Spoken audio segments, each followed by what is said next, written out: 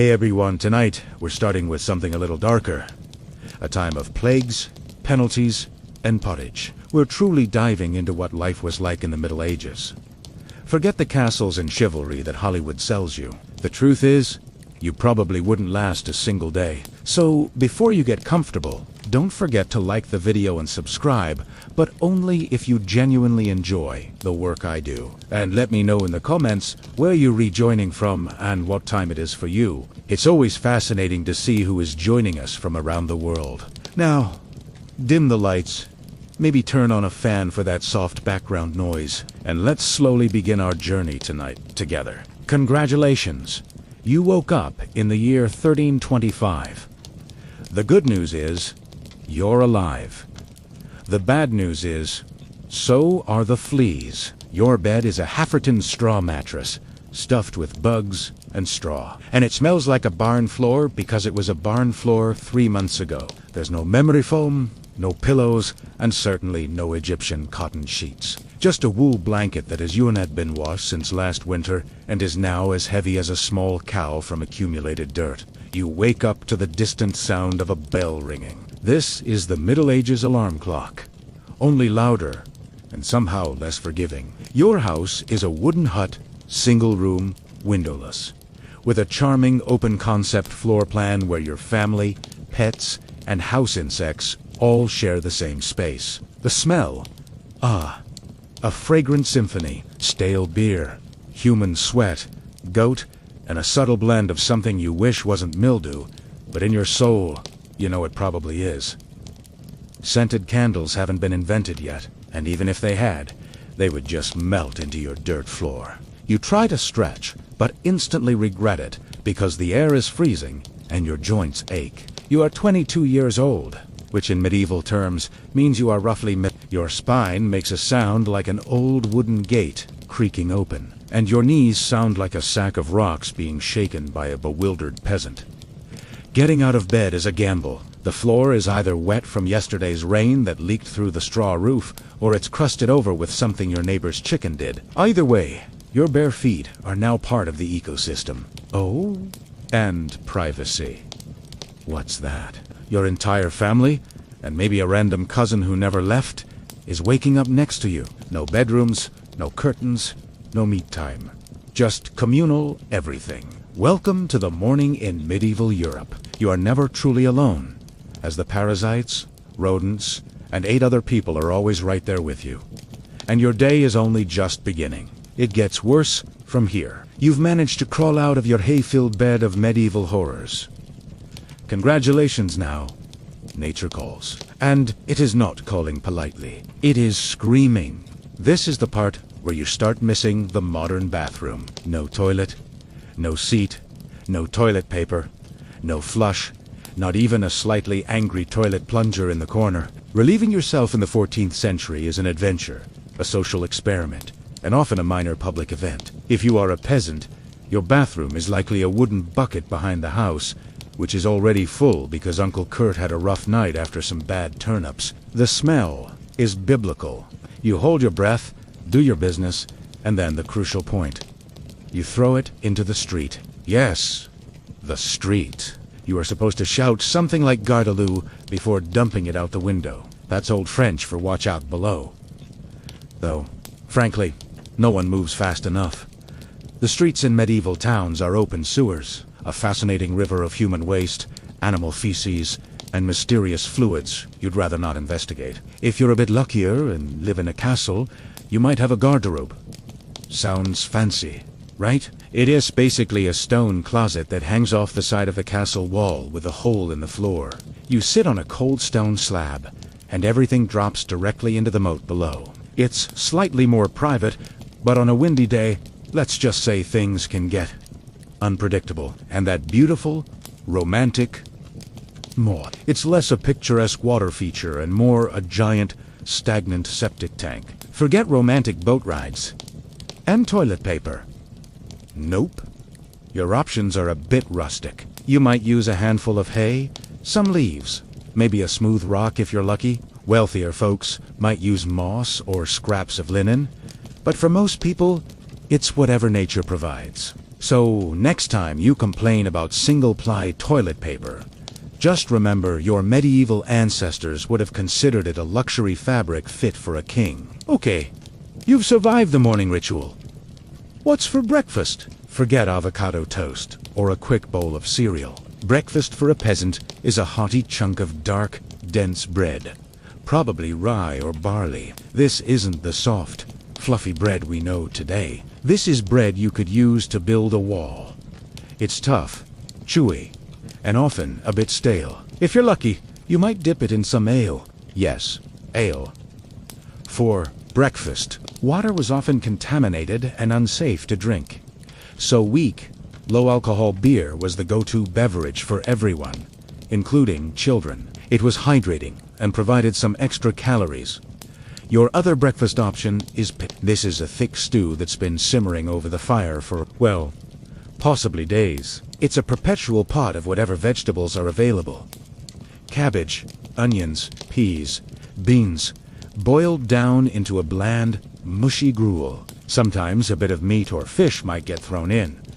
But for most people, it's just vegetables and grains. It's not exciting, it's not flavorful, but it fills you up and gives you the energy to face a day of back-breaking labor. Now, let's talk about your teeth. Dental hygiene is, to put it mildly, not a priority. There's no toothbrush, no minty fresh toothpaste. People might chew on a twig to scrape their teeth, or rub them with a rough cloth and some salt, but mostly, they just didn't clean them. As you can imagine, this led to rampant tooth decay, gum disease, and breath that could knock a bird out of the sky. If a tooth got too painful, the solution was simple.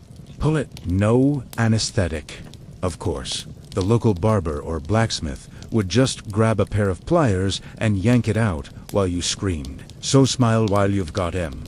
Because in the Middle Ages, a full set of teeth was a rare and beautiful thing. After your listing gourmet breakfast, it's time for work. There's no 5-day work week. You work from sunup to sundown, every single day, with only major religious holidays off. If you're a peasant, you're out in the fields, plowing, planting, or harvesting, depending on the season. The work is grueling, physical, and relentless. Your tools are basic wooden plows and iron sickles. Your boss is the local lord, who owns the land you work and takes a hefty portion of everything you produce. Life isn't much easier in the city. If you're an artisan, you're in a dark, cramped workshop, tanning leather, forging metal, or weaving cloth for 12 hours a day. The air is thick with smoke, dust, and toxic fumes. Workplace safety is not a concept. You might lose a finger to a machine, go blind from the fine detail work, or develop a lung disease from the dust. And there's no workers' comp or paid sick leave. If you can't work, you don't eat. And what about entertainment? No Netflix, no video games, no social media. Your evening entertainment consists of more work, mending clothes, sharpening tools, feeding the animals. If there's a special occasion, you might gather in the local tavern for some ale and singing, or watch a traveling troupe of actors put on a play. But for the most part, life is a monotonous cycle of work, eat, and sleep. The daily grind is real, and it's a grind that wears you down physically and mentally. Now, let's address the elephant in the room. Disease. The Middle Ages were a golden age for germs. With no understanding of hygiene or how diseases spread, cities and towns were breeding grounds for sickness. The Black Death is the most famous example, wiping out up to half of Europe's population, but it was far from the only threat. Smallpox, measles, dysentery, and influenza were common and deadly. A simple cut could become infected and lead to a slow, painful death.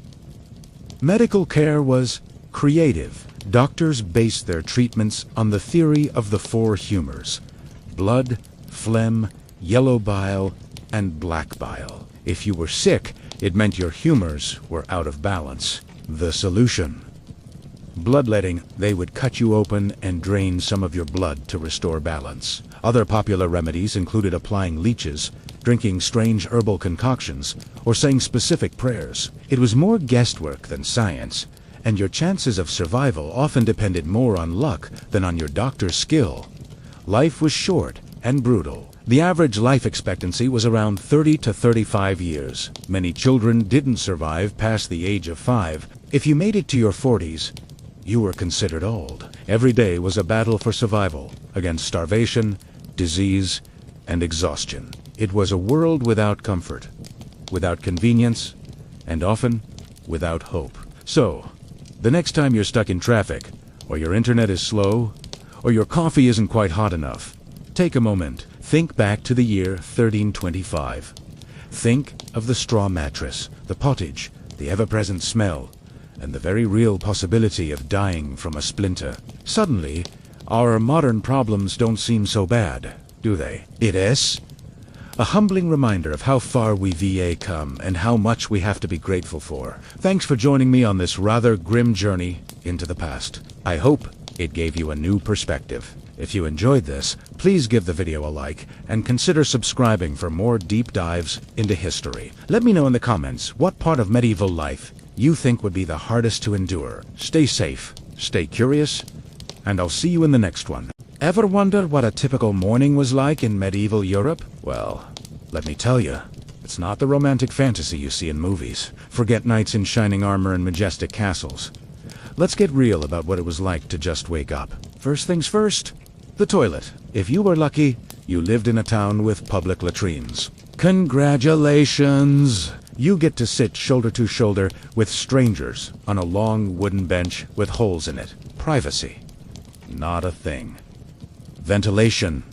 A cruel joke. You might make small talk, but try not to breathe too deeply. As for toilet paper, they'd never heard of it. People used straw, leaves, moss, or maybe a scrap of wool if they were feeling fancy. Sometimes nothing at all, which might explain why handshakes weren't really a custom yet. And what if you lived in a castle? It must be better, right? Sort of.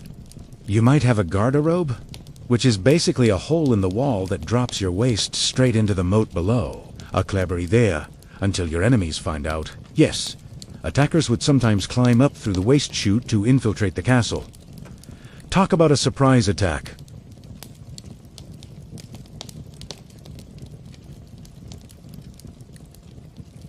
It was cold, public, often dangerous, and always disgusting.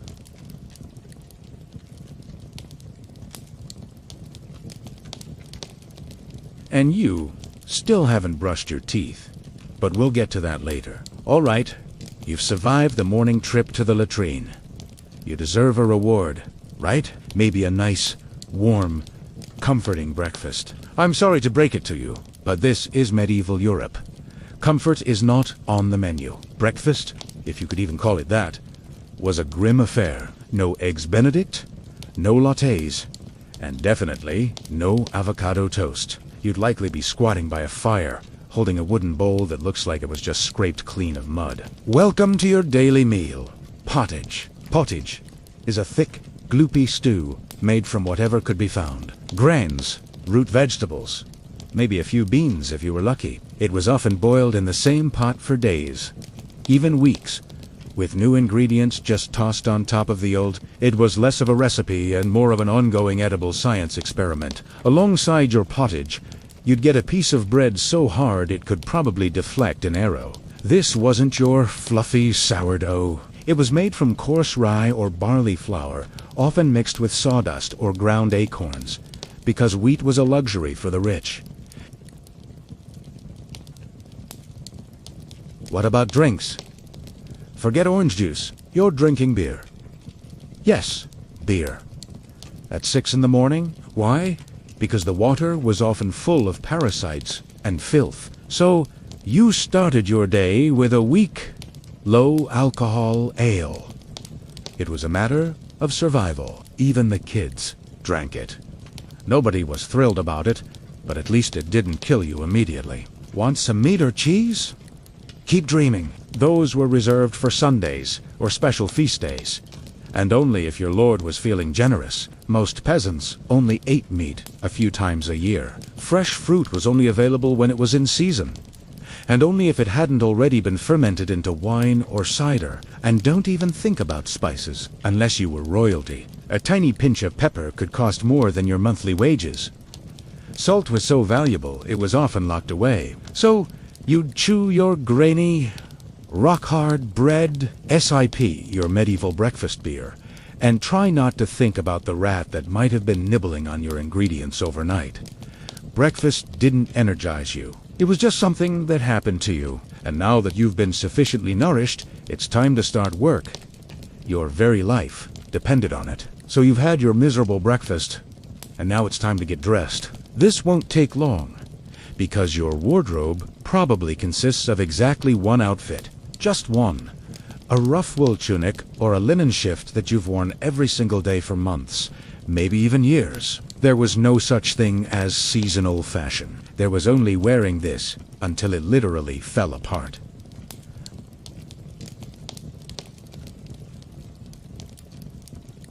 If not, you were going commando under layers of itchy, sweaty wool, all stitched together by someone who probably had no idea what a proper seam looked like. There were no washing machines, no fancy soaps, and definitely no dry cleaning. Your clothes were stained, stiff, and smelled like a compost heap that had been left to marinate in a pigsty. Even if you wanted to wash your clothes, it wasn't easy. You'd have to haul water from a river or a well, heat it over a fire, scrub your tunic on a board with ashes or lye, and then hang it in the sun to bleach, which was a rare occurrence in places like England. And let's not even talk about shoes. If you had them, they were made of untreated leather, barely stitched together. Most peasants just walked barefoot, right through the mud, the manure, and all the medieval landmines like sharp rocks and disease-ridden puddles. All of this adds up to one thing. Your skin hated you. You were perpetually itching. Lice, fleas, and bedbugs lived on your body rent-free. Nobles, monks, children, everyone was a walking insect farm. No one escaped. You could be scratching your armpit with a wooden spoon while chatting with the local priest, and no one would even bat an eye. Your skin was irritated from the constant chafing. Your scalp was a battleground of bites. And if you developed a rash, well, too bad. There was no dermatologist, no hydrocortisone cream, no one to even tell you it was probably just You just had to suffer. If you were lucky enough not to get an infection, that rash would simply accompany you for the next 6 months, like an unwanted medieval sidekick. So now, you're uncomfortably dressed, wrapped in itching, smelly discomfort. It's time to go outside and work yourself to death. Kinda makes you appreciate your morning routine, doesn't it? Thanks for watching. If you want to learn more about the gritty realities of history, make sure to like and subscribe for more. See you next time. Now that you're fully dressed in itchiness and damp wool, it's time to flash that morning smile. Except you don't, because smiling is a dangerous game in the Middle Ages. Not emotionally, but dentally. There's no toothbrush, no toothpaste, no mouthwash, no floss. The concept of oral hygiene is about as popular as bathing, which is to say, not very. Some people might chew on a twig or rinse with wine or vinegar, but mostly your teeth are on their own, and they are not doing well. By the time you reach your mid-20s, your smile looks like it was excavated from a haunted crypt. Cavities are rampant. Gums are swollen, and the stains on your teeth aren't just food coloring. They are decay. You have more rot in your mouth than a medieval root cellar. Sugar, while not yet ubiquitous, is becoming more common among the rich. It is imported at great cost, mostly used in small cakes or to show off wealth. If you're a noble, congratulations! You have a chance to rot your teeth out faster than the peasants. If you're poor, you'll do it slowly, with fermented bread, grainy porridge, and years of hard chewing. Toothaches, get used to them. They are like the medieval weather, always in the background. It's the kind of pain that makes you consider praying, drinking, or pulling the tooth yourself with a pair of pliers. And that is not a joke. That was the actual cure. Dentists didn't really exist, but barber surgeons did. Yes, the guy who cuts your hair also pulls your molar by candlelight with an iron hook and zero anesthesia. Infected tooth. I hope you like fever, because without antibiotics, that can easily turn into sepsis and kill you from a toothache. That's right. What sends us to a pharmacy today could have been your funeral in the 1300s. And there's no relief on the social front either. Kissing, good luck. Halitosis, bad breath, is everywhere. If you're single, you're not judged by your smile. You're judged by your land and your livestock. In short, your mouth is a war zone, and it is losing the war. Now that your teeth are throbbing, let's head out, because your real job, the one that will break your back, is just beginning. Time to clock in. Except there's no office, no desk, no coffee break, and no chance of promotion. Your job, if you're like 90% of the population, is simple. Don't die while working for someone else's comfort. You are a peasant, congratulations. That means you are tilling land that belongs to a lord who probably doesn't remember your name. You get up with the sun, and you stop only when it sinks behind the trees. Your tools: a wooden hoe, a rusty sickle, and the bones still intact in your body. No weekends, no quitting time, just sunrise to sunset.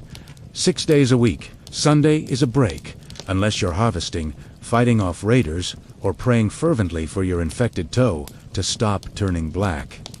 The work is brutal. Fields are plowed by hand or with oxen if you're rich enough. You dig trenches, sow seeds, pull weeds, and carry water until your spine starts resembling an escarf. No one cares if you're tired. No one asks how your mental health is. If you're a woman, surprise! You don't just do the field work. You also look after the children, clean, cook, spin wool, feed the animals, and assume your husband's flea infestation hasn't slowly migrated to your side of the bed. Children, they start helping around age 5. No school, no toys, just a small wooden rake and the dream of not dying from the flu one day. And if you're one of the few who aren't farmers, maybe you're a blacksmith, a tanner, or a cooper. Grit, you still work all day in poorly ventilated huts with fire, chemicals, or animal guts. Pay, essentially survival. Benefits: the occasional break, a bone, too bad. Catch a fever, drink some warm ale, and carry on. You can't afford to stop, not even for a day, because if you don't work, you don't eat. And if you don't eat, medieval Europe has a solution for that. It's called being replaced. So you grip your shovel tightly, ignore the blisters, and keep digging. Because in the Middle Ages, your job isn't a career. It's a slow-moving endurance test. Now that your back is on fire from working the fields, let's talk about the weather. Because in the Middle Ages, the temperature is less about seasons and more about continuous punishment from the sky. Let's start with winter. No insulation, no central heating, and no weatherproofing. Just wooden walls with gaps you could throw a chicken through. Your windows are covered with cloth, not glass. The fire in the hearth in January, nice in theory, but you don't have enough wood to keep it going. Because wood is expensive, and gathering it from the forest is sometimes illegal. Yes, you could be executed for taking the wrong stick from the wrong woods. You bundle up in your single damp wool tunic, huddled by the dying embers, and still wake up with a frozen nose. Your feet are permanently cold, often damp. Your fingers are so stiff they feel like tiny medieval popsicles. Frostbite is not diagnosed. It's just called bad luck. Now let's move to summer. Sounds better, right? Wrong? In the summer, your house turns into a clay oven. No fan, no airflow, and certainly no deodorant. You sweat through your layers, but can't take them off, because showing too much skin is scandalous, and also invites sunburn, bug bites, and social judgment. The flies are out in full force, drawn to your unwashed body and the smell of last week's goat stew still fermenting in the corner. If you can sleep between your neighbors shouting and the babies crying, the mosquitoes are buzzing around your ear. In the fields, the sun bakes you. No sunscreen, no hat, unless you fashioned one out of straw like a desperate scarecrow. And worst of all, you still have to work. Heatstroke is just called having a bad turn. So you're either shivering in your hut, wondering if your toes will make it to spring, or you're sweating through your one pair of stockings with blistering in your groin. And the one thing that never changes, regardless of the season, is that your clothes still itch, your food still sucks, and your next chore is still waiting for you. Welcome to medieval climate control. There is none. Thirsty. Need refreshment. Want to splash some water on your face to wake up from this damp dream life? Too bad. Water is not your friend in the Middle Ages. It is quietly trying to kill you. Let's start with drinking. The nearby stream looks fresh, bubbling, and clear, like something out of a fantasy movie. But spoiler alert, it's not. Someone upstream just emptied a chamber pot into it, and if not that, there's probably a dead pig rotting in it. Parasites, bacteria, and the entire microbial army of medieval Europe are waiting for you in every sip. That's why people drank beer. Yes, beer. Even the children. But before you imagine medieval kids having a kegger, realize this was a low-alca, survival strength, small beer. The brewing boiled the water, making it safer than anything running through the town ditch. If you were wealthy enough, and not concerned about functioning properly before noon, wine was another option. But what about bathing? Surely water was used for cleanliness.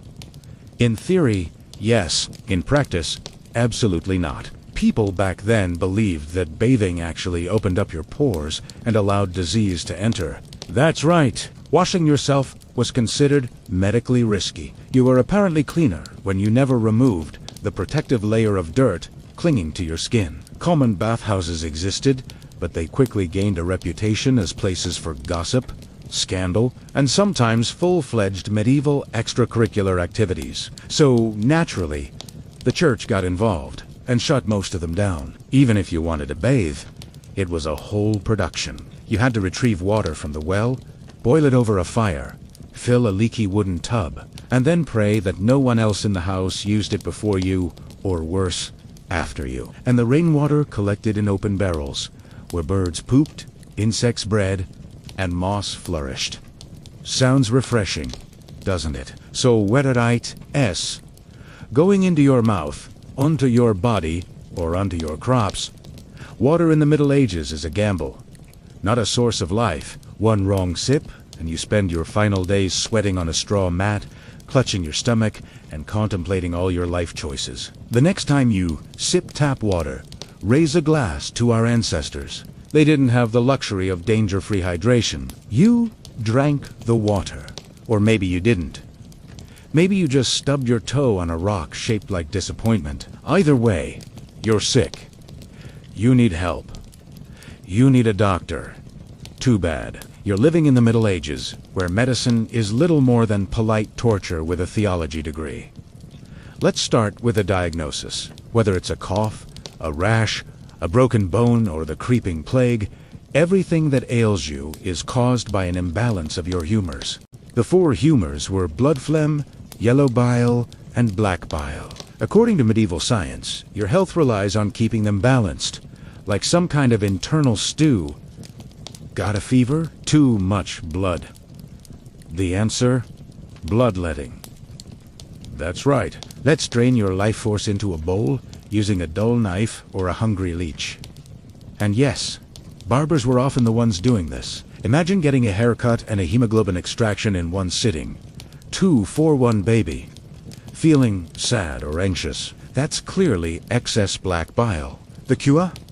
A laxative. Maybe a hot herbal cleanse, or just prayers and cold compresses while everyone avoids eye contact with you and starts carving your coffin. Now, if you break a bone or get a nasty wound, you are in real trouble. No anesthesia, unless you count passing out from the pain. Surgery is performed with knives that haven't been cleaned since the Crusades. Tools are heated over fire, not for sterilization, but just because they look scarier that way.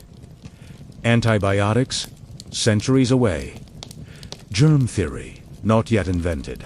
They think sickness comes from bad air, or God being angry at your moral failings. Stomach ache? You must be having sinful thoughts. Hope you like confessing while if your condition worsens, you'll be treated with more leeches, possibly some crushed insects, and a priest performing last rites at your bedside, just in case. At this point, they're preparing for the cure known as death, and if by some miracle you recover, everyone assumes God took pity on you. The doctor gets all the credit, and the leech gets a promotion. So yes, medicine in the Middle Ages is less about healing and more about surviving the cure. After a long day of work, lice, and leeches, it's finally time to eat. You shuffle back to your hut, stomach rumbling, ready for the one surviving joy. A hot meal. Bad news. Your food is probably trying to kill you. Let's start with the basics. Food preservation is non-existent. No fridge, no freezer, just salt, smoke, or the hope that winter air will keep things fresh. Your meat, if you're lucky enough to have any, has been hanging for days, covered in flies, marinated in suspicious brine, and probably shared with a rat or two. Bread is the staple of the medieval diet. But even it isn't safe. In years of bad harvest, desperate peasants stretch it by mixing it with husks, sawdust, and even clay. And if it's the rye season, there's a bonus. Ergot, a fungus that causes convulsions, hallucinations, and sometimes death. It's like eating bread mixed with LSD and tetanus. Vegetables. Only if they are in season. And you know what is always in season? Turnips! So many turnips. Boiled, mashed, or floating in the pottage, which, if you remember from part 3, is a hot swamp of mystery ingredients that's been simmering since your great-grandfather's funeral. Fruit can be found in the fall, but it rots quickly, and sugar is rare, expensive, and hoarded by the rich to show off their blackened teeth. Dairy is another gamble. Fresh milk goes bad in hours. Butter and cheese fare better, but they are riddled with bacteria. People eat it anyway, because, frankly, it's either that or chewing your boot leather. And let's talk about spices. Spices like pepper, cinnamon, or nutmeg. They are worth more than gold. For the average peasant, flavor comes from onions, salt, if you're lucky, and misery. Most food tastes like wet sackcloth, sprinkled with sorrow. But the food isn't just a health hazard. It's a political one, too. Wild game belongs to the Lord, not to you. If you are caught poaching a rabbit, you can be fined, imprisoned, and even executed. That's right, your dinner could get you hanged. So as you sit down to eat your gray stew in the flickering firelight, remember that every bite is a risk. But you eat it anyway, because in the Middle Ages, food doesn't sustain.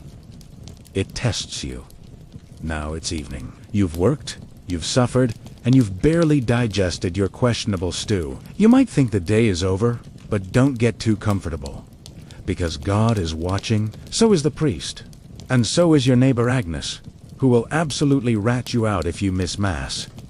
In medieval Europe, religion isn't just a part of life, it is life.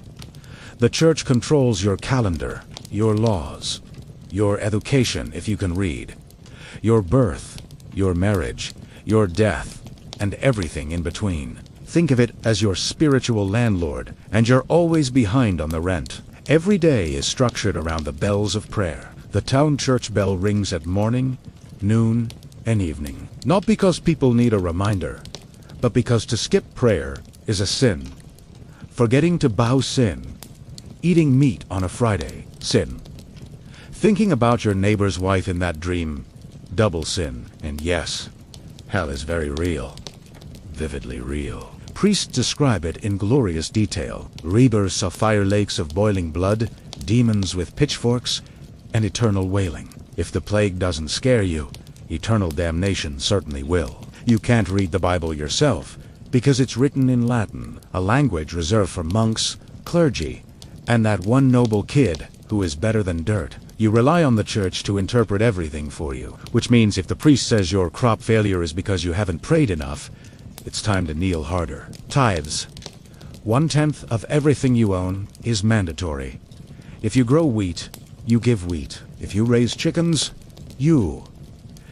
Hebe eggs. If you have nothing, congratulations. You are spiritually bankrupt and financially doomed. Holidays. They are holy days. Dosin softem. And while they offer a break from labor, they are not for fun. They are for attending Mass, fasting, confessing sins, and reminding yourself that joy is a dangerous indulgence. Questioning the church is dangerous. Heretics are burned, witches are drowned, blasphemers are whipped, and skeptics are quickly reformed. So you go through the motions. You sing the hymns. You bow You pray that after enduring this filthy life, your soul will finally land in heaven, provided the priest likes you. Because in the Middle Ages, God may be merciful, but the Church, not so much. If you thought it was tough being a medieval peasant, try doing it as a woman. All the same filth, famine, and fear, plus childbirth, subjugation, and social invisibility. Being a woman in the Middle Ages is like being on hard mode with no health potion and no reset button. From birth, a girl's path in life is almost locked in. Marry young, bear children, serve your husband, die tired. Education, unlikely. Unless you're from a noble family and sent to a convent, your intellectual development stops when you've mastered making butter and patching a tunic. Marriage happens early. Really early. It's not uncommon to be betrothed at 12 and pregnant at 14. It is not about love. It is about land, livestock, and alliances.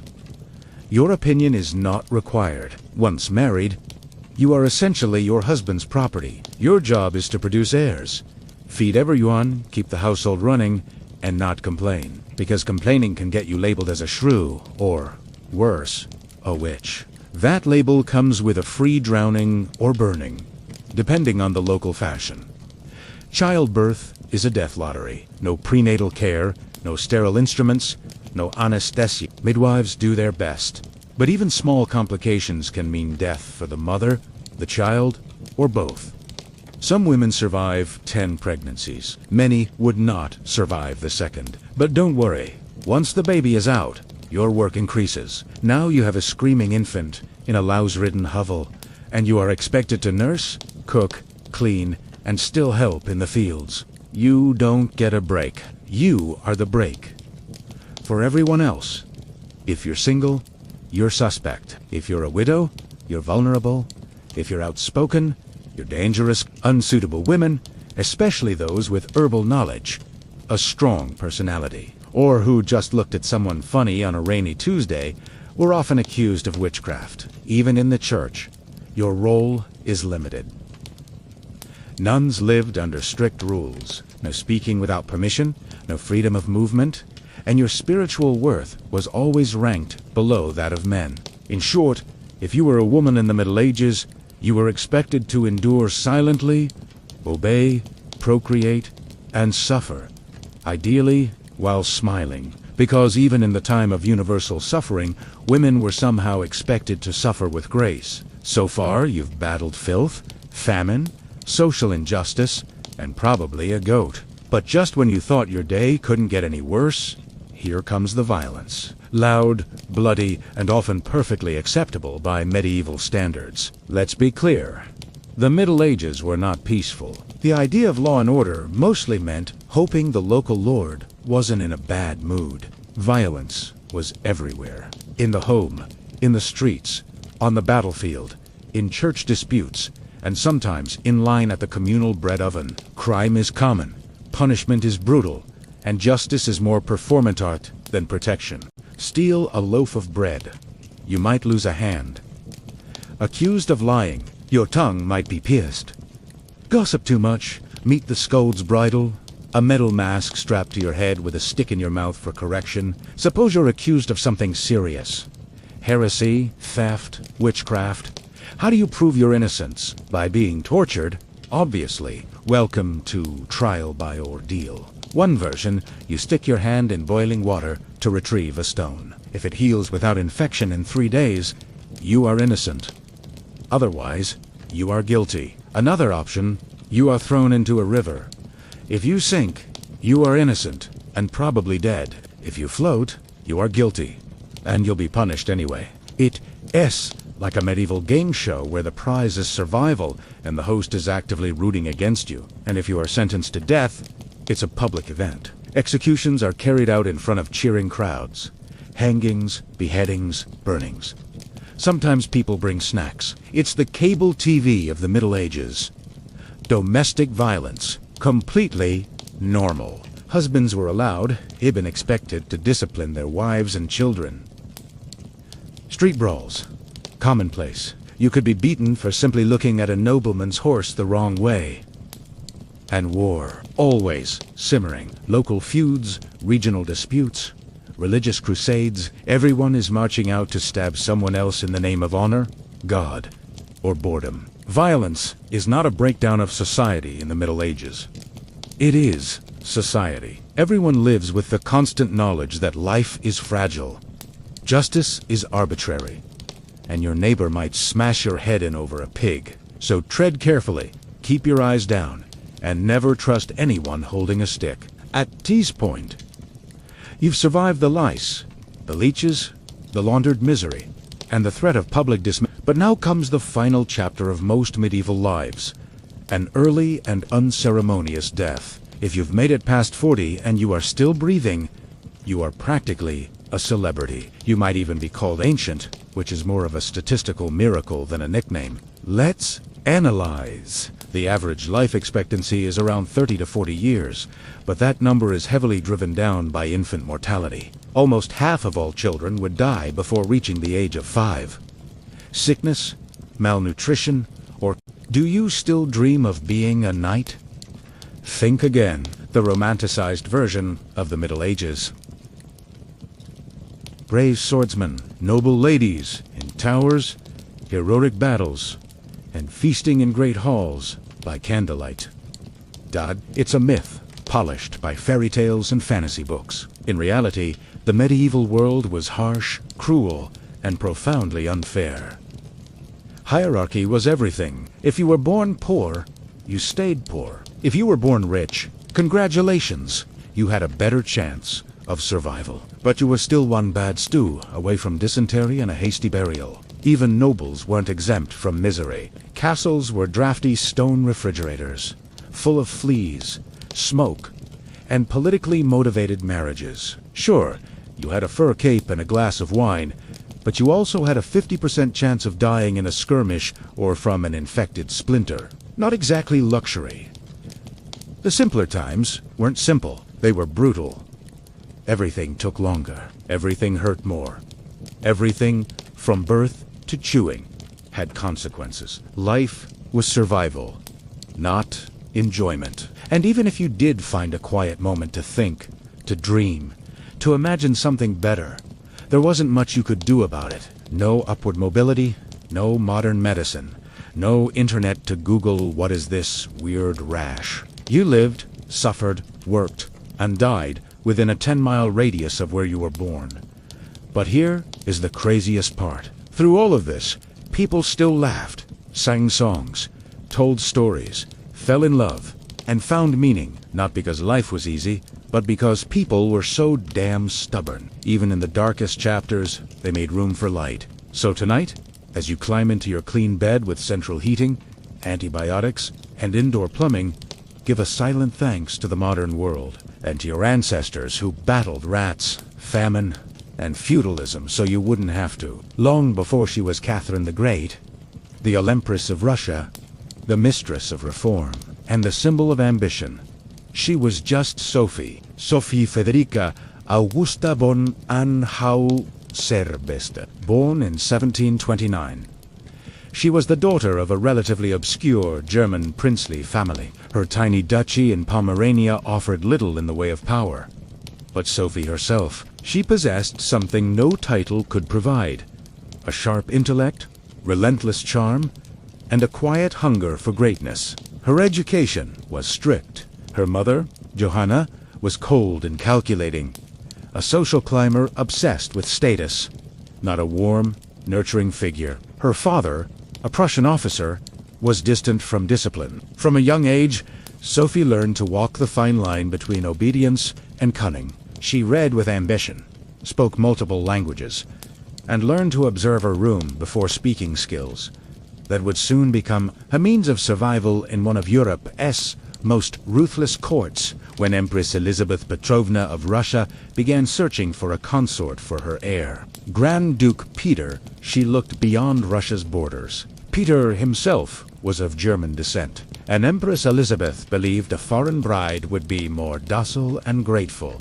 easier to control. Sophie was a perfect fit for this description. Noble blood, the Lutheran faith, which she would have to renounce, and a reputation for both grace and humility. At just 14 years old, Sophie was summoned to Russia. She arrived in the frozen capital of St. Petersburg in 1744, equipped with thin German silks and a diplomatic smile. Her mother pushed her forward like a chess piece, but Sophie had her own game in mind. To be acceptable in Russian society, she converted to Orthodoxy, taking the name Ekaterina Alexeyevna Catherine.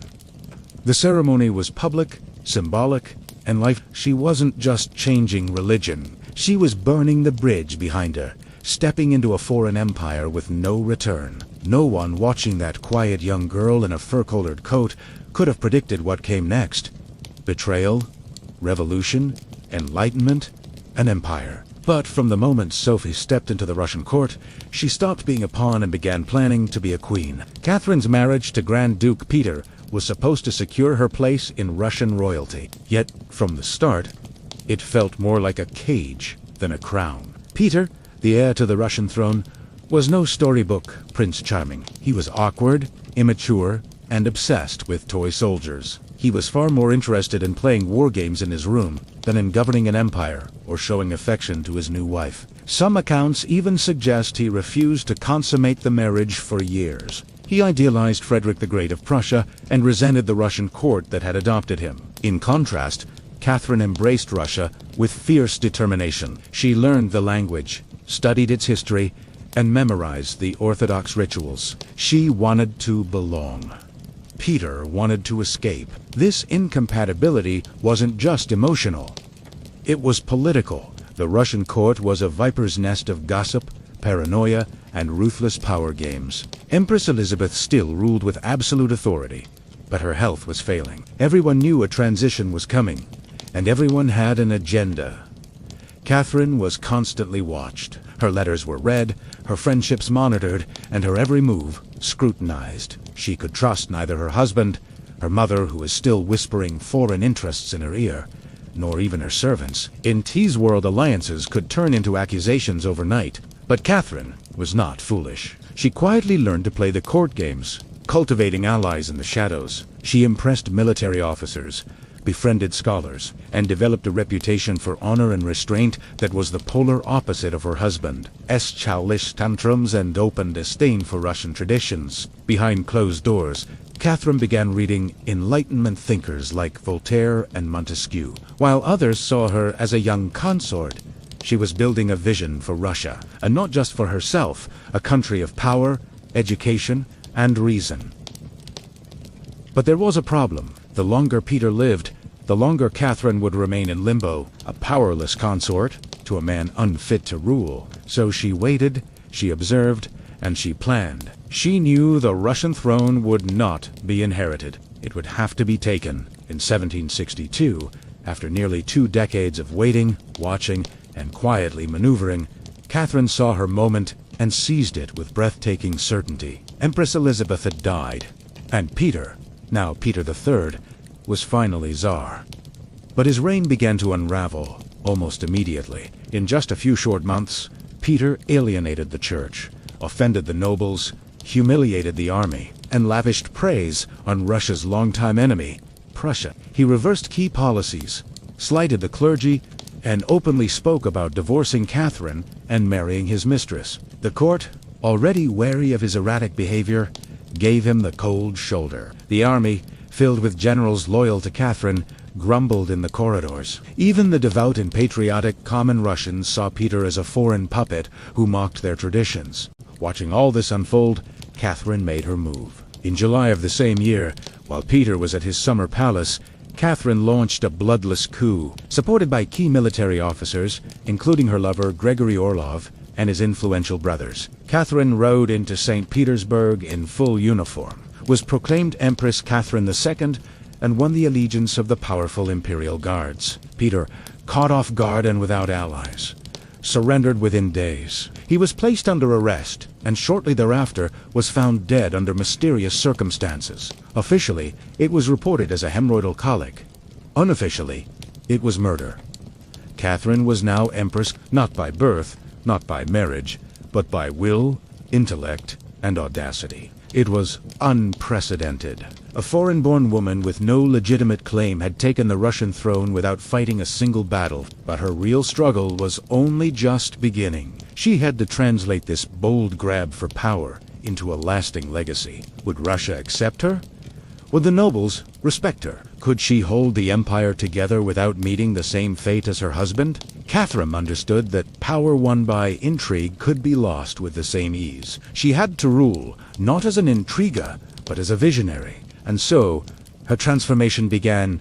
From a careful plotter to a reforming empress, she would redraw boundaries, embrace enlightenment, and redefine what it meant to be a woman in power. Once Catherine took the crown, she could have rested on her power, but she didn't.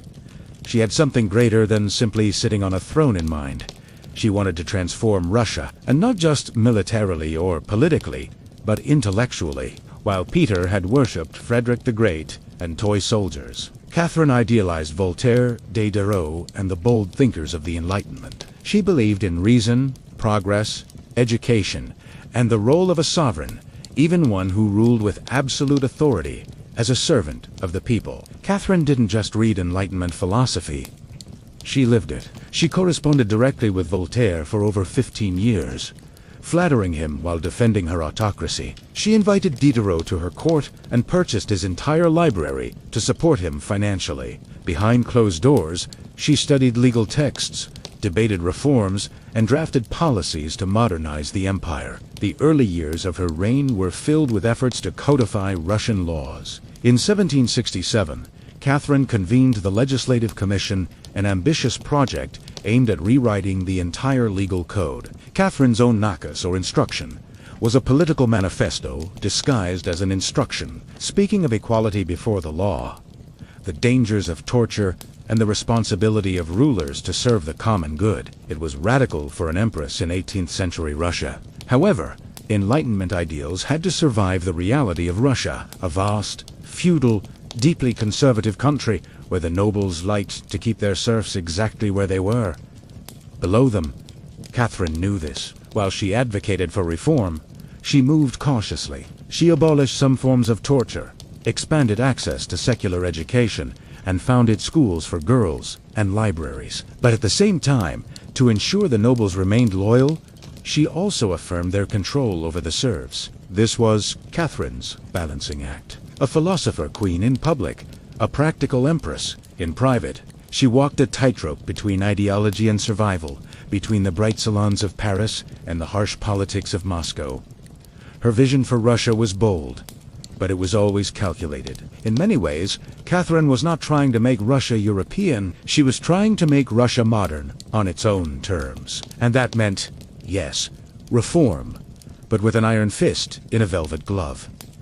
Catherine was not content to reform Russia from within. She wanted to expand it outward, to make it an empire worthy of fear, admiration, and envy. Where Peter the Great had opened a window to the west, Catherine aimed to knock down the walls. Under her leadership, Russia's borders swelled wider than ever before. She waged wars, not just to defend her crown, but to reshape the map of Europe. One of her most significant campaigns was against the Ottoman Empire. Fought in waves throughout the 1760s and 1770s, these wars were not just about territory. They were about influence. Catherine positioned herself as the liberator of Orthodox Christians living under Muslim rule and the rightful protector of Eastern Europe. Under generals like Alexander Suvorov and Gregory, Russia seized key territories, including Crimea, the northern coast of the Black Sea, and access to the warm water ports that generations of Russian Tsars had coveted. These victories were not just military, they were symbolic. With every conquest, Catherine sent a message. Russia was no longer Europe's distant, backward cousin. It was a continental power. She also turned her gaze westward. Through a series of treaties and diplomatic maneuvers, Catherine participated in the partitions of Poland, carving up the struggling Polish-Lithuanian Commonwealth alongside Austria and Prussia. By the time of the Third Partition in 1795, Poland was wiped off the map, and Russia gained vast new territories and millions of new subjects. But Catherine didn't only conquer with armies. She also colonized with ideas. New cities were founded. Trade routes were expanded. German settlers were invited to cultivate Russian farmlands. The empire became a mosaic, stretching from the icy Baltic to the sunny Black Sea coasts. And through all this, Catherine remained the central force, reading reports, issuing commands, and personally overseeing the shape of her expanding empire. Critics would accuse her of being power-hungry, even imperialist. But for Catherine, expansion was not ambition. It was destiny. A great ruler, she believed, is measured not just by ideas, but by boundaries. She didn't just want to rule Russia. She wanted to recreate it as a civilized empire, feared by its enemies, respected by its peers, and loyal only to her. For all her intellect and power, Catherine the Great's reign was also famous for what happened behind the palace doors. And no, it wasn't all whispered conversations in the libraries. Catherine's private life became one of the most talked about aspects of her reign. There were lovers, not just one or two, but a carefully selected procession. Most were decades younger than her, often handsome and sometimes politically influential. She didn't hide them. In fact, she frequently rewarded them with titles, estates, and pensions when they behaved well. If they didn't, they were sometimes quietly dismissed with a polite thank you and a promotion.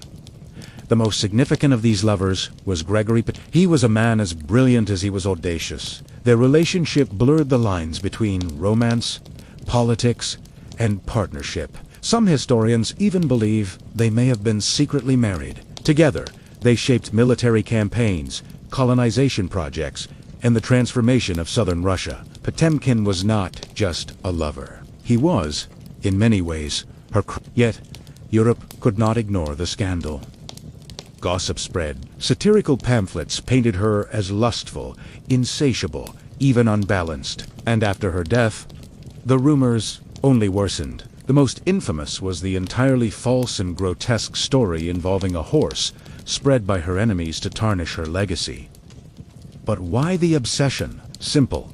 Catherine was a woman who wielded power unapologetically, and in a world that expected female rulers to be either saintly virgins or tragic figures, she refused to play the role. She lived, loved, and ruled on her own terms, and that made her dangerous. Ironically, while her critics painted her as immoral, Catherine herself was deeply philosophical about love and sexuality. She believed that pleasure was a natural part of life, and that personal relationships did not have to threaten public responsibility. She separated emotion from governance, something few male rulers achieved. In truth, her relationships were often strategic. She surrounded herself with men who are loyal, capable, and politically useful.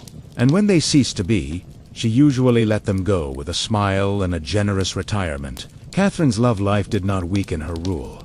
It was part of her strategy. It was the combination of passion and power that made her unforgettable, envied, and feared. For all her charisma and control, Catherine's reign was not without peril. And in 1773, that peril arrived in the form of a bearded Cossack named Yemen. He was no ordinary rebel. Pugachev claimed to be none other than Peter III, Catherine's deceased husband. According to him, he had survived the coup and was now back to reclaim the throne from the German usurper. It was preposterous. Peter was long dead, but for Russia's oppressed and exhausted lower classes, the claim didn't have to be true. It just had to offer hope. Pugachev promised salvation, the end of serfdom, low taxes, and land for the common people. At a time when the gulf between the nobles and the serfs was widening brutally, his words sounded like liberation. The Pugachev rebellion became the largest peasant uprising in Russian history. Towns were seized, fortresses fell, and nobles were massacred. For a terrifying moment, it seemed as if the empire itself might splinter. Catherine was shaken. This was not an external war that she could win with cavalry and treaties. This was her own people rising up against the system she governed. But Catherine did not panic. She assigned professional military forces to brutally suppress the revolt. Pugachev's forces were defeated in 1774. He was captured, displayed in an iron cage, and eventually beheaded in Moscow, a public warning to anyone who dared follow him. Afterward, Catherine focused on order and control. Dreams of freeing the serfs were quietly buried. The rebellion had shown her the limits of the Enlightenment. In a country shackled by feudalism, she now leaned harder on the nobles, offering them absolute control over their serfs in exchange for loyalty. It was a turning point. The empress who once quoted Voltaire now prioritized stability over philosophy. Reform became cautious, surveillance increased. Rebellion, even if whispered, had to be crushed before it could take a breath. Pugachev may have lost his head, but he left behind a warning that haunted Catherine.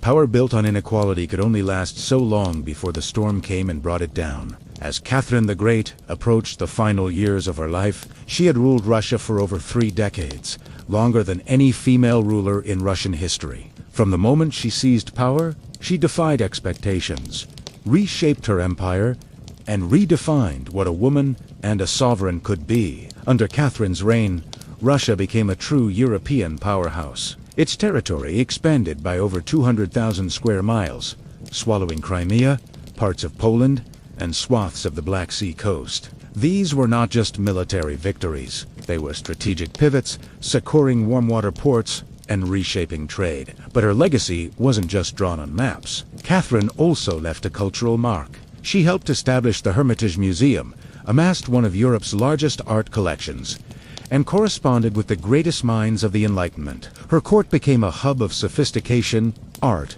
and intellectual ambition. In a country often viewed as backward by Western Europeans, Catherine firmly placed Russia on the cultural map.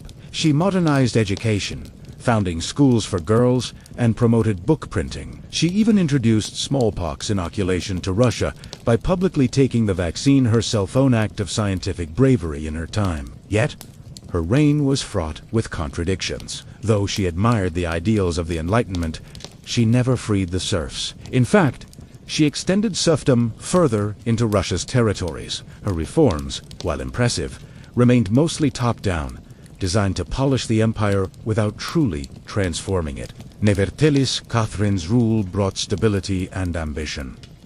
She understood that power was not inherited. It was crafted, governed, and constantly defended. She ruled not by divine right, but by force of will, political acumen, and relentless calculation. She was called many things: usurper, tyrant, reformer, seductress.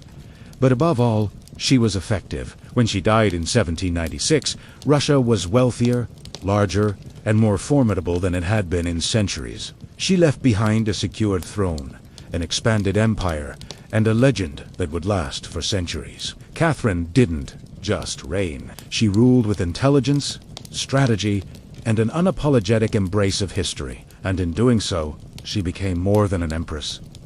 She became a legend. For all her power, expansion, and enduring legacy, Catherine the Great was still, at her core, a woman who navigated a man's world and reshaped it in her own image. Behind the imperial portraits and the state decrees was someone who was acutely aware of how perilous her position was. She was not Russian-born.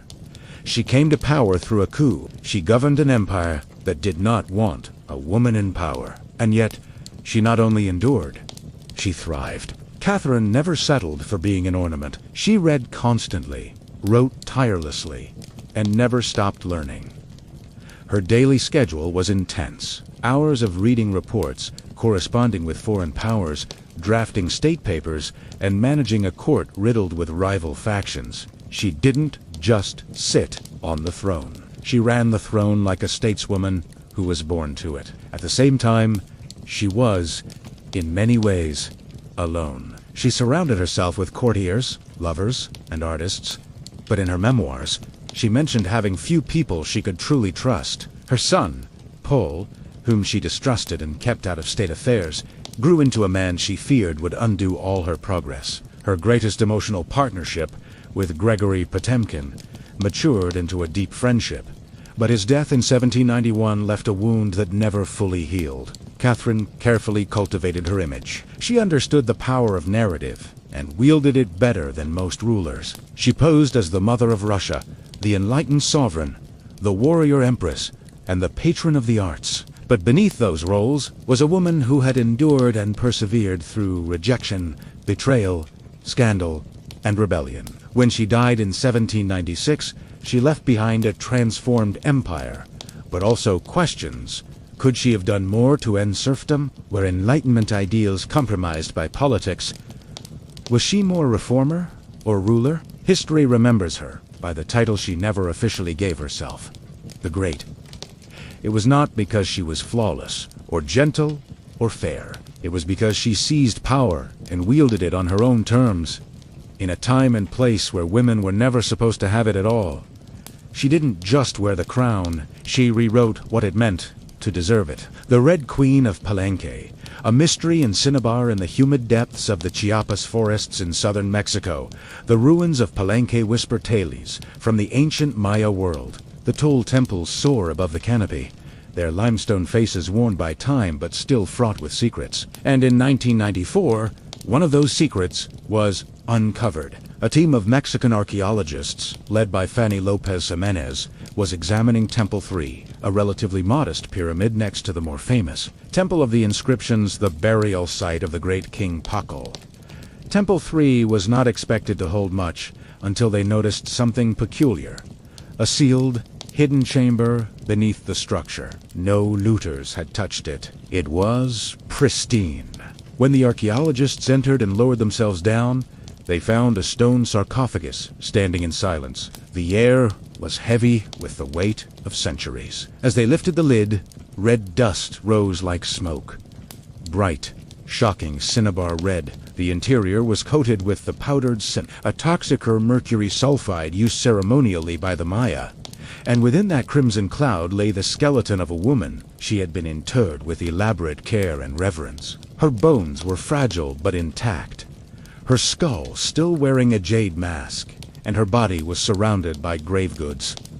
Necklaces, diadems, earplugs, made of jade and shell. Everything about the tomb screamed royalty. Yet, no name was inscribed. No glyphs identified her. It was one of the richest female burials ever found in Mesoamerica. And yet, it was a complete enigma. Why was she buried in red dust? Who was she? Was she a queen? A priestess? Or perhaps Pakal's wife? Researchers nicknamed her the Red Queen, and the name stuck. But even modern forensics couldn't be certain of her identity. Only that she had lived during Palenque's golden age, around the 7th century. Unlike most Maya tombs, hers was hidden, untouched, and deliberately isolated. Her grave was not just ceremonial, it was spiritual. This woman was meant to be remembered, not by words. She was meant to be remembered by ritual, by color, and by the mystery she left behind. The color of eternity, cinnabar. The most unsettling feature of the Red Queen's tomb was not the jade jewelry or the silence of the sealed chamber. It was the red dust. A thick layer of powdered cinnabar covered everything. The sarcophagus, the walls, her bones, even the grave goods around her. It clung to the stone like blood. For the Maya, this was no accident. Cinnabar, made from crushed mercury sulfide, was one of the most sacred and dangerous substances in the ancient world. Its vibrant red hue was not just visually striking. It symbolized blood, rebirth, and the life force that connected the human and the divine realms. Red was sacred. It was the color of the sunrise, of sacrifice, of life emerging from death. And it wasn't just symbolic, it was spiritual. To coat the dead with cinnabar was a ritual meant to transform the body, preserving it not for eternity, but for transition.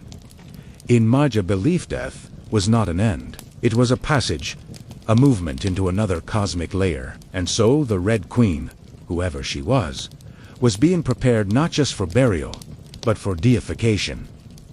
But there is another layer to this. Cinnabar is toxic. Repeated exposure can lead to mercury poisoning, tremors, hallucinations, and even death. The Maya likely didn't understand the chemistry, but they sensed its power. It was volatile, potent, and dangerous. To wash the body with it was to declare that this person was no ordinary mortal. Few people at Palenque were buried with cinnabar. Pakal, the city's ruler, the mighty king, was one of them. His body, like hers, was saturated with the red dust. This detail alone drew speculation. Was the Red Queen his wife, his mother, or someone of equal divine status? Her skull had been placed on a layer of jaguar pelt, another sacred symbol. Bone needles, obsidian blades, and miniature jade figurines scattered around her hinted at rituals performed either during her life or in her honor upon her death. Every piece of her tomb told a story without words. A story of power shrouded in secrecy. A woman prepared to pass into the underworld, not in silence, but in a ceremony bathed in the color of sacrifice. Adornments for the afterlife surrounding the crimson-stained remains of the Red Queen was a world of stillness, broken only by the gleam of jade, shell, and obsidian. These were not mere they were offerings, each meticulously chosen to accompany her on her journey to the Maya afterlife. Beside her lay heavy, cool jade necklaces, their polished surfaces still shining after 1,300 years underground.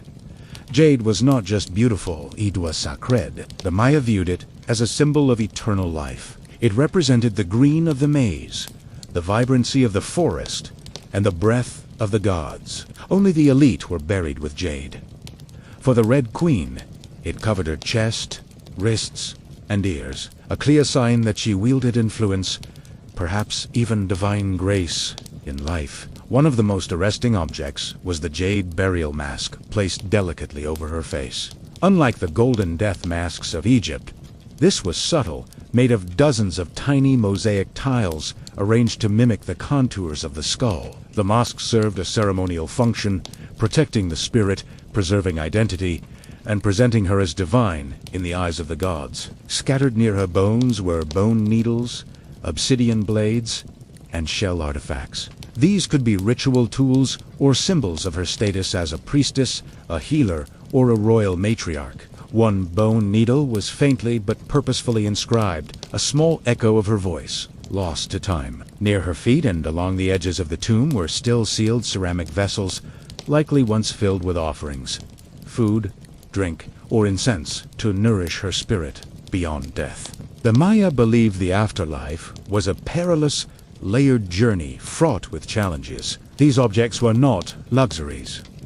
They were necessities. Modernizing her tomb, it feels deliberately intimate, not overloaded. There is no gold, no chariots, no ostentation, only objects chosen with spiritual weight. It was a map for the soul. Through these treasures, we see how the Maya understood death, not as a finality, but as a passage of power. The Red Queen was not buried to be forgotten. She was prepared for ascension, the enduring mystery of identity, despite all the grandeur of her tomb. The Red Queen left behind a haunting void. No name, no inscription adorned her sarcophagus. No glyphs on the walls identified her. She was clearly someone powerful. But who? From the moment her tomb was opened, scholars began connecting the dots. The most convincing theory is that the Red Queen was Ex-Takbuaj, the wife of Kinich Janab Pakal, known today as Pakal the Great. Ex-Sakbuajah was more than just Pakal's consort. She was born to a noble family, married into Palenka's royal dynasty at a young age, bore him at least 3 sons, all of whom held high status, and played a key ceremonial role during her husband's tenure. If anyone could be buried with such honor, it was she. Supporting this theory is the location of the tomb, just a few meters away from Pakal's own Grand Sepulchre in the Temple of the Inscriptions. The proximity suggests a deliberate pairing. Husband and wife rulers, even in death. And then there is the cinnabar. Only 2 tombs at Palenque have been found with such heavy cinnabar coating. Pakal's and the Red Queen.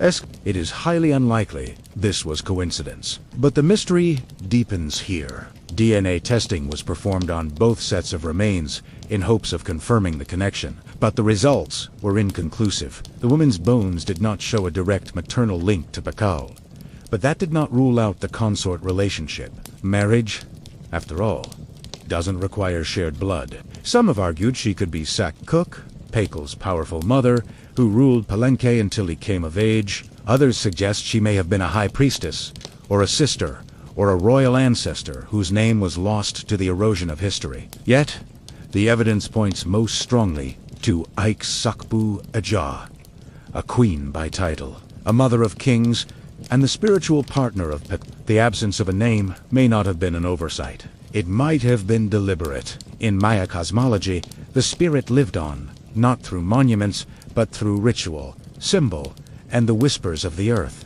And so the Red Queen remains suspended between legend and fact. A woman remembered, not in stone, but in crimson and silence. Maya women and the architecture of power. To understand the Red Queen, we must understand the world she came from. The Elephant and the Dove, Diego Rivera in 1928. Still healing, still painting, and only 21 years old. Frida Kahlo met the man who would become the most intense and tumultuous relationship of her life. Diego Rivera. He was 20 years older than she was, already the most celebrated painter in Mexico, enormous in both stature and personality. Rivera dominated the Mexican muralist movement, famous for his sweeping, politically charged frescoes that depicted the struggles and spirit of the Mexican people. Frida had admired his work long before she met him, but now she wanted something more, his opinion of her own art. She carried her paintings to him at the Ministry of Education, interrupting him as he worked high on a scaffold, and asked him directly, "Am I talented?" Diego looked over her work and replied, "Yes, and not just to be polite." He immediately recognized something unusual in her.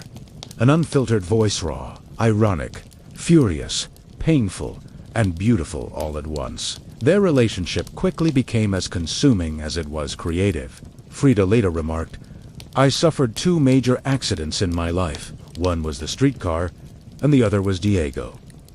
They married in 1929. From the outside, they seemed an unlikely pair. Diego, massive, notoriously unfaithful, and politically prominent. Frida sharp-witted, fiercely independent, already reliant on a cane. Her family famously called it the marriage of the elephant and the dove. Their bond was passionate, but just as chaotic. Diego encouraged her painting and supported her artistic growth, but he was also endlessly unfaithful. Even engaging in an affair with Frida's sister, Cristina, devastated, Frida began taking her own lovers, both men and women, including rumored affairs with Leon Trotsky and Georgia O'Keeffe. They divorced in 1939, only to remarry 1 year later under new, firmly drawn terms. This time, Frida would keep her independence, her home, her finances, and her name. Their second marriage became less about romance and more about artistic partnership and mutual understanding. Despite the betrayals and heartbreak, Diego remained a constant force in her life. He challenged her, wounded her, believed in her as an artista revolutionary and a woman redefining what painting could be. Frida found in Diego both her destruction and her catalyst. They were never peaceful, but they were unforgettable. The Mexican identity in exile in the 1930s, Frida followed Diego to San Francisco, Detroit, and New York as he completed major mural commissions. These years abroad forced her to face the contradictions of American wealth, industry, and capitalism, leaving her with a deep political disillusionment. Frida was fiercely Mexicana nationalist, a communist, and an admirer of indigenous traditions. In the United States, the extravagant lifestyles she encountered especially, while the Great Depression devastated much of the country, only heightened her disdain. In letters home, she mocked the materialism and obsession with appearances she witnessed around her. She missed Mexico's sharpness, its color, its contradictions. While Diego filled factory walls with monumental murals, Frida began creating smaller, more intimate revolutions on tin and canvas works that were deeply personal. Her style sharpened into something surreal, raw, emotional, and intensely introspective. Many of her most iconic self-portraits emerged from this period. Frida didn't paint herself out of vanity. She painted herself to survive. Her body was constantly in pain from the streetcar accident, the endless surgeries, and a heartbreaking miscarriage in Detroit. She turned inward. Her self-portraits showed her bleeding, fragmented, exposed, yet always with a calm, unwavering gaze. One of her most powerful works, Henry Ford Hospital, depicts her crying on a hospital bed, surrounded by symbols of loss of fetus, a snail, surgical instruments, a broken pelvis. It was raw, graphic, and emotionally unfiltered. A canvas that bled, as she did when she finally returned to Mexico. Frida threw herself into leftist politics. She and Diego famously hosted Leon Trotsky during his exile. Frida's traditional Tehuana dresses were not merely clothing, they were political and cultural statements. Her art, identity, and ideology were inseparable. Where Rivera painted the revolution, Frida painted what the revolution cost: the shattered body, the scarred mind, the self-refusing to look away. In exile and in illness, she became not just the painter of pain, but the painter of resistance. La Casa Azul and the unflinching gaze. When Frida returned to Mexico in the late 1930s, she was no longer just Diego Rivera's wife. She had become something entirely her own, an artist, powered by raw honesty, surreal symbolism, and cultural pride. Back in her homeland, she came fully into herself. La Casa Azul in Cayocan became her sanctuary of contradiction and color-brilliant cobalt walls. Yellow accents, Aztec sculptures scattered through the garden, monkeys and parrots wandering freely. The house felt like a living extension of Frida Issei Machinachin, half tradition, half rebellion. She filled it with pre-Columbian artifacts, ex-photos, folk art, and revolutionary literature. She dressed in bold Tehuana clothing, braided flowers into her hair, and painted to the sounds of mariachi drifting in from the street. This era brought an explosion of creativity. Her paintings became richer in symbolism, more political, more emotionally layered. Works like the two Fridas revealed a divided self, one in European dress with a bleeding heart, the other in indigenous attire, steady and strong. It was her emotional autobiography, a portrait of identity, heartbreak, and endurance. In 1939, she exhibited her work in Paris, where artists like Picasso, Breton, and Kandinsky praised her originality.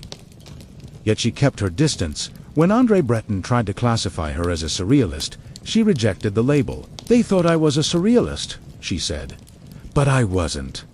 I never painted dreams. I painted my own reality." She painted Mexican art, a romantic postcard version, but the living, contradictory country she loved. Her work overflowed with symbolism: skeletons, hummingbirds, hearts, thorns, maize, blood. She celebrated Mexico's indigenous heritage, while exposing the violence in her own story. Even as her health declined, she kept painting propped up in bed, wearing corsets, gripping the brush with determination. Frida returned to Mexico not to rest, but to reclaim her power through art, politics, and a fearless confrontation with herself.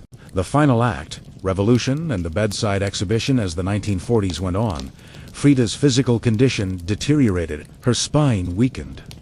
Her right leg was ravaged by infection. She underwent more than 30 surgeries, sometimes one after another, leaving her bedridden for months at a time, trapped in body casts or painful traction devices. Still, she painted. Every canvas was a small act of defiance. Her work grew darker and more direct, stripped of metaphor.